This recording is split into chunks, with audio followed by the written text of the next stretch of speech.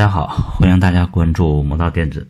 现在呢，我准备把这个蜂鸣器给它焊到这个单片机的电路板上，给它加一个蜂鸣器。这个蜂鸣器呢是有源的蜂鸣器。蜂鸣器呢有有源的和无源的两种。像这种有源的蜂鸣器呢，就是你直接给它一个直流电，它就可以响啊，只要电压合适就可以。无源的蜂鸣器呢，需要给它通一定频率的这个脉冲，它才能响。有源的蜂鸣器呢，比如说像这种啊，这个背面呢就是有这种胶，黑色的胶给它封住的这种。无源的蜂鸣器呢，背面是这种绿色的电路板。我现在手上没有这种无源的蜂鸣器，以后有机会呢会买一个，然后给大家做一下这种用脉冲来驱动无源蜂鸣器的实验。这个有源蜂鸣器呢，啊，大家看上边它有这种标签，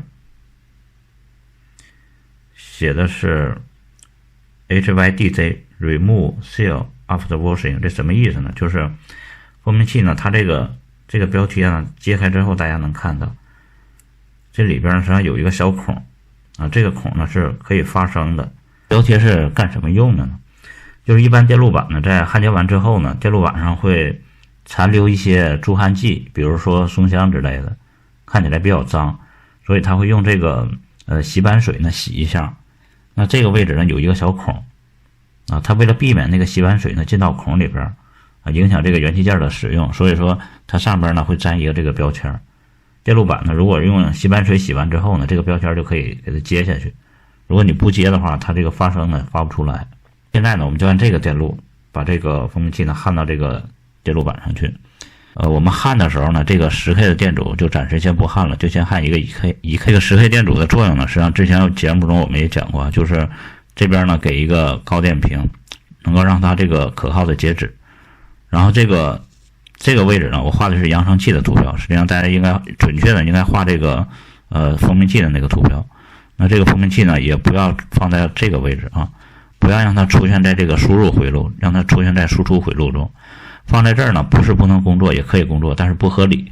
那个呢，实际上早期节目中我们也都讲过哈。焊的时候大家需要注意，这个上边这个位置呢应该是正极，这个蜂鸣器呢是有正负的，有这个十字加号，这个是正。现在这个电阻呢，我们先临时的给它找一个引角啊，然后暂时先这么焊上。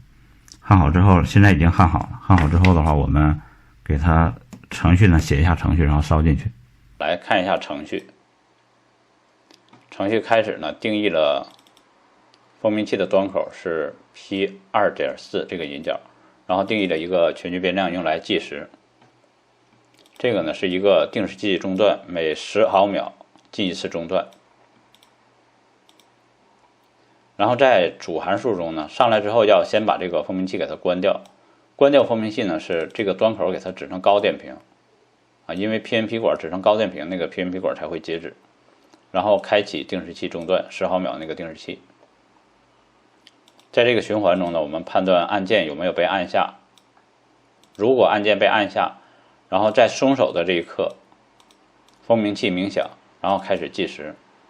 这个计时变量呢，刚开始得1，然后进到这个10毫秒中断的时候，因为它得1，所以这个条件是满足的啊。那这个变量呢就自加1，然后退出这个中断之后，再过10毫秒，再次进来，再加1，一直到这个变量呢大于10啊。这个位置我们写大于10啊。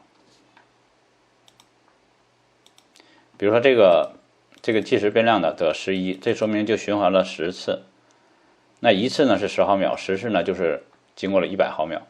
那经过100毫秒之后呢，我们把这个变量重新清零，然后把这个蜂鸣器呢给它关掉。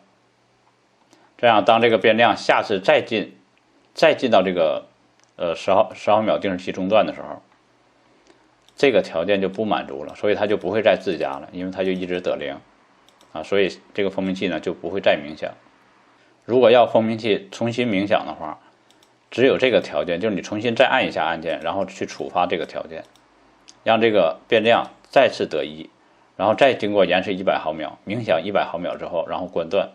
所以这个呢，就是你按完按键松手的那一刻，蜂鸣器响100毫秒，然后关断。如果再按按键呢，还是响100毫秒，再关断。这个程序呢，我们在 Q 里保存编译一下。然后我们现在呢用这个烧录软件把这个程序呢烧到单片机里测试一下。现在呢这个程序已经烧好，然后我给它上电。上电之后呢，按一下按键，